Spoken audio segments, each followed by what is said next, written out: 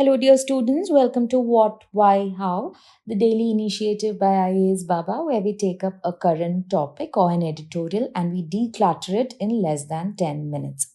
The topic that I have chosen is a very quickly escalating situation that is happening in the Democratic Republic of Congo. In a span of almost 48 hours, Congo has undergone severe civil crisis. There's a lot of news coming over there regarding certain health crises that are happening, certain civil crises that are happening. The Indian population in Congo is also advised to be safe. So, on all of these accounts, we are now going to look at what is happening in Congo and what exactly is the crux of the issue, why are there advisories given out, etc. First of all, to situate Congo, you can see in this particular map over here, Congo is that a very large country marked in red, which is somewhere in the central to south area of your Africa. Now, when you look at the neighboring countries of Congo, first of all, understand when I'm saying Congo, it is the Democratic Republic of Congo. There is also another Congo called as the Republic of Congo, which is a much more smaller space. Now, coming to Democratic Republic of Congo, geography, when you look at it, you have your Angola, Zambia, Tanzania, Rwanda, Uganda, South Sudan, Central African Republic. All of these countries are surrounding your Democratic Republic of Congo. Of this also, one of the most important associations that we have to discuss is the bordering area between Rwanda and Congo. So here is Rwanda, this area that is marked over here, and they have a bordering area with your Democratic Republic of Congo. The current issue in Congo started when there has been certain uprisings by a certain group supporting the cause of the ethnic minority in Congo. The ethnic minority in Congo is called by the name Tutsi. Okay.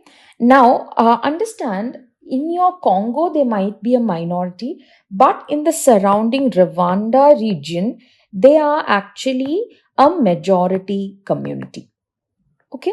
Now, all of this issue starts somewhere around in 1994, though that is right now what we face is an escalation of that same issue. In 1994, there was something called as the Rwandan genocide, in which almost 8 lakh people, mostly it was the Tutsi community which were there, they were massacred by the ethnic Hutu militias. So understand, here you had the Democratic Republic of Congo. From the Democratic Republic of Congo, you had the Hutu militia groups. They entered into Rwanda, caused a civil strife over there, and killed almost 8 lakh of Tutsi population. Now, as when the people in Rwanda were actually affected by this, what started happening is at the same time, a lot of people from Rwanda moved into the Congo area, and those who moved into the Congo area, especially the Tutsi community, they were the ones who happened to be minority in the country currently. Okay, so understand in the Democratic Republic of Congo, currently the minority community, it's your Tutsi minority community. Now, what is the current issue? The current issue is again when there has been a lot of advances made by a certain group called as the M23. This is a rebel coalition that is trying to support the cause of the minorities over there, minorities in Democratic Republic of Congo. And very recently, in the past 48 hours or so, what has happened is this rebel coalition M23 has captured the mineral rich city of Goma, which is situated in Democratic Republic of Congo. Normally, any minority supporting groups, which are either your M23 or the general Tutsi community, a certain ruler who has such strong hold amongst them is the Rwandan president Paul Kagame. But here, what happened is, even after Paul Kagame, and the reason why he has a stronghold is because after the Rwandan genocide, he was the one who had stood up to protect the Tutsi community who was left back in Rwanda. And he has always been a very vocal supporter of the Tutsi community, if be it they are in Rwanda or in the Democratic Republic of Congo.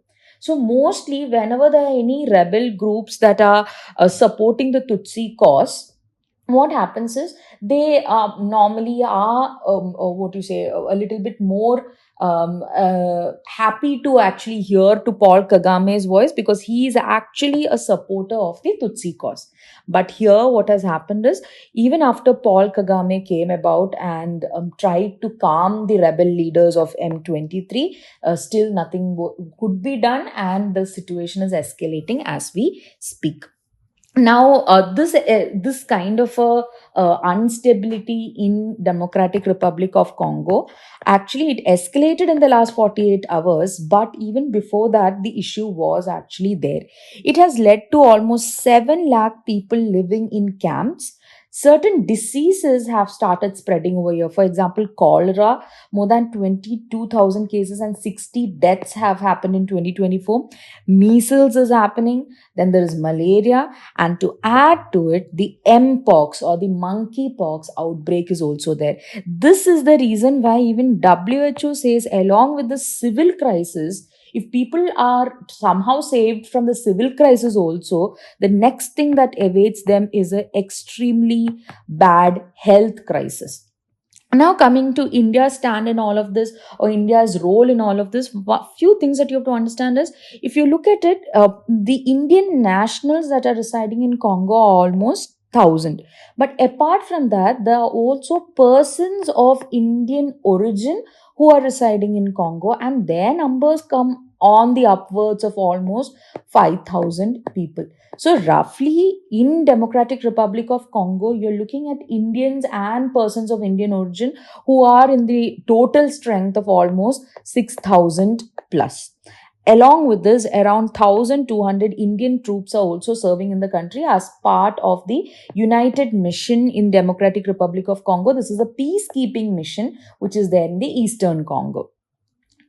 Considering these both things is where the Indian embassy has now said that every Indian who's not just the peacekeeping force, even the Indian nationals who are there, they have to ensure that they reach to safe places before the M23 groups come to even more areas, and they try to occupy even more areas. Looking at a very long term point of view, Congo has been a trading partner of India also. Yearly, we have a estimated trade of almost 413 plus million.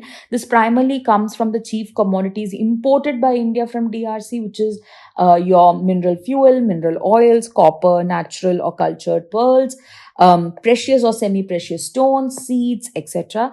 And the major commodities India exports to DRC, which are pharmaceutical products, vehicles, electrical machinery and equipment, nuclear reactors and boilers, and iron and steel products. So, from both an economic point of view and from the point of view of diaspora, which is the people living in Congo, this escalating crisis in Congo can be there in your headlines coming forward. Even without that, also, the communities that are involved in it could very well be asked as a UPSC question, also. So, remember the Tutsi community and the Hutu community, and here remember the other facts related to Congo.